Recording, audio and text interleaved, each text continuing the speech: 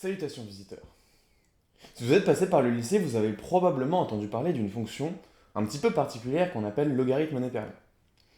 On vous a certainement fait apprendre que sa limite en plus l'infini valait plus l'infini, et donc qu'elle divergeait, mais on ne vous a peut-être pas donné de méthode pour en calculer facilement une approximation.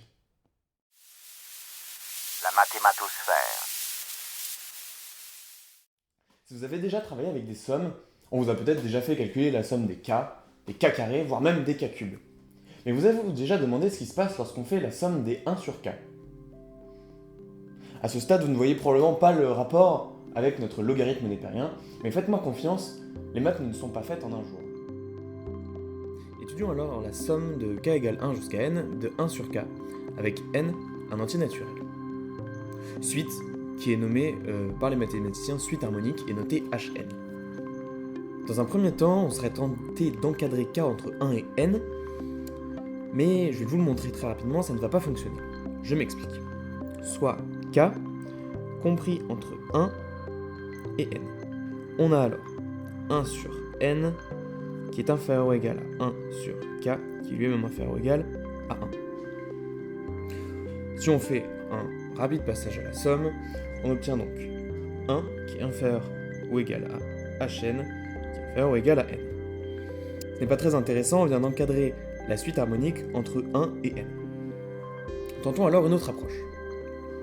Je vous propose d'abord de tracer la fonction inverse sur un graphe. Plaçons maintenant un réel k, tel que k plus 1 et k moins 1 soient différents de 0 et de même signe. Plaçons ensuite les réels k plus 1 et k moins 1. Maintenant, nous allons nous intéresser à l'aire des surfaces que je vais vous tracer. Les deux rectangles ont une aire de 1 sur k. J'explique pourquoi. Nous avons ici et ici une longueur 1. Cette hauteur-ci, en revanche, est égale à, on l'a ici, 1 sur k. Donc l'aire de ces deux rectangles vaut 1 sur k. Ainsi, cela nous permet d'écrire la chose suivante. 1 sur k est compris entre l'intégrale de k à k plus 1 de 1 sur t dt et l'intégrale de k moins 1 à k 1 sur t dt. Évidemment, cette propriété est due au fait que l'aire d'un des rectangles en bleu, qui vaut ici 1 sur k, est comprise entre l'aire de cette zone-ci et l'aire de cette zone-ci. Étant donné qu'on a des aires sous la courbe ici, on fait un simple calcul intégral pour déterminer l'aire exacte. Je vous propose de repartir de cette expression en faisant un simple passage à la somme. Ce passage à la somme, qu'on effectue évidemment dans chacun des membres de notre expression, nous donne la somme de k égale 2 jusqu'à n de la première intégrale, qui est inférieure à presque notre série harmonique, mais pas tout à fait puisqu'on a bien une somme de k égale 2 jusqu'à n. Et ce pourquoi ? Tout simplement pour éviter dans la dernière intégrale de nous retrouver avec une intégrale de 0 à k, dans le cas où k vaudrait 1, ce qui nous demanderait en fait de faire simplement un calcul ln de 0, ce qui est évidemment impossible. En revanche, comme je viens de le dire, c'est un petit peu embêtant parce que là on n'a pas tout à fait notre suite harmonique au milieu, mais à pas grand chose. Il manque le terme quand k égale 1. On va simplement le rajouter de chaque côté, ce qui nous donne. Maintenant il nous faut calculer la somme de l'intégrale. Ce calcul est relativement simple puisqu'à chaque fois on va aller de k à k plus 1, donc finalement on va créer une intégrale jointe qui va nous donner donc, partant de cette expression, il ne nous reste plus qu'à calculer l'intégrale, ce qui est une formule très simple, on sait qu'une des primitives de 1 sur t est ln de t. Ainsi donc on a calculé les intégrales, ce qui nous donne que la suite harmonique est comprise entre 1 plus ln de n plus 1 moins ln de 2 et 1 plus ln de n. De manière assez évidente, en plus l'infini, 1 plus ln de n va diverger vers plus l'infini. De même, 1 plus ln de n plus 1 moins ln de 2 diverge aussi vers plus l'infini. Donc par théorème d'encadrement, on a bien Hn qui diverge vers plus l'infini quand n tend vers plus l'infini. Maintenant, posons-nous la question suivante. Comment calculer facilement une valeur approchée de ln de x ? Pour cela, on va utiliser une notion qui appartient à la théorie des suites, et la notion de suite équivalente. On dit que deux suites sont équivalentes lorsque leurs quotients convergent vers 1 en plus l'infini. Bien évidemment, elles seront donc équivalentes en plus l'infini.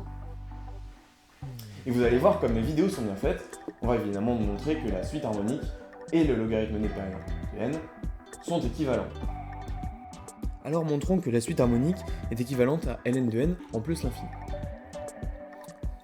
Plus tôt dans la vidéo, nous avons montré que la suite harmonique peut être encadrée entre 1 plus ln de n plus 1 moins ln de 2 et 1 plus ln de n pour n appartient à R étoile.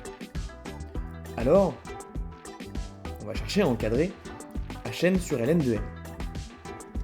Très simplement, on va se contenter de diviser de chaque côté de l'expression précédente par ln de n. En continuant notre travail sur cette expression, nous allons trouver les choses suivantes. Hn sur ln de n peut être encadré entre 1 moins ln de 2 sur ln de n plus 1, plus ln de 1 plus 1 sur n sur ln de n, et 1 sur ln de n plus 1.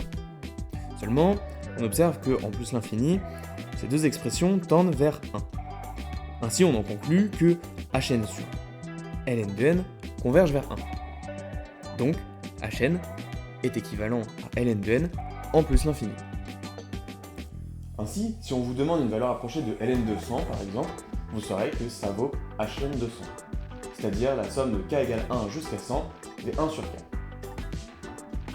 Voilà qui conclut cette vidéo, j'espère qu'elle vous aura plu.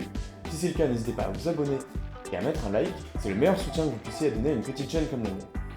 Si jamais vous voulez une vidéo sur l'histoire de la fonction ln, ses applications, comment elle est apparue, etc., n'hésitez pas à me le dire en commentaire. Prenez soin de vous, et à bientôt dans la mathématosphère.